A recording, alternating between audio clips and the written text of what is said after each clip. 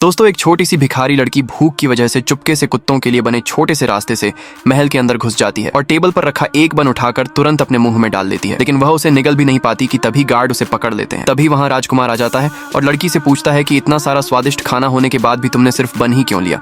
जिस पर लड़की बताती है कि बन सबसे सस्ता होता है और वह अंडे और चिकन लेने की हिम्मत नहीं कर सकती। लड़की की बात सुनकर राजकुमार को उस पर दया आ जाती है और वह टेबल पर रखा सारा खाना लड़की को दे देता है। लेकिन तभी लड़की की नजर पास में लेटी हुई एक खूबसूरत औरत पर पड़ती है और वह राजकुमार से पूछती है कि यह औरत कौन है।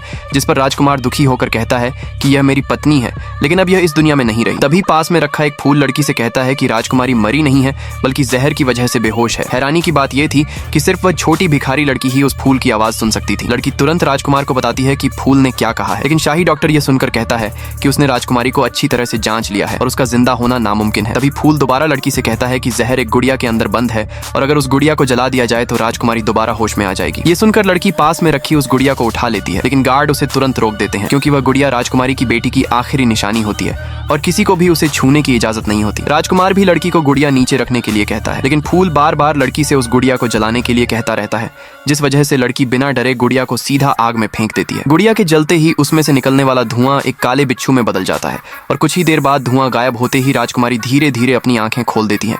ये देखकर राजकुमार की खुशी का ठिकाना नहीं रहता और वह तुरंत राजकुमारी को गले लगा लेता है। फिर राजकुमारी उस छोटी भिखारी लड़की को देखती है और समझ जाती है कि इसी लड़की ने उसकी जान बचाई है, जिस वजह से राजकुमारी उसे प्यार से अपनी बाहों में ले लेती है और सोचती है कि अगर उसकी बेटी आज जिंदा होती तो वह भी इसी लड़की के जितनी बड़ी होती। तभी राजकुमार कहता है कि हमें इस लड़की को गोद ले लेना चाहिए और राजकुमारी भी खुशी से हाँ कर देती है और उस दिन के बाद वह छोटी सी भिखारी लड़की महल में खुशी से रहने लगती है। अब उसे कभी भूखा नहीं सोना पड़ता था और न ही उसे खाने की कोई चिंता होती थी। Subscribe for part 2।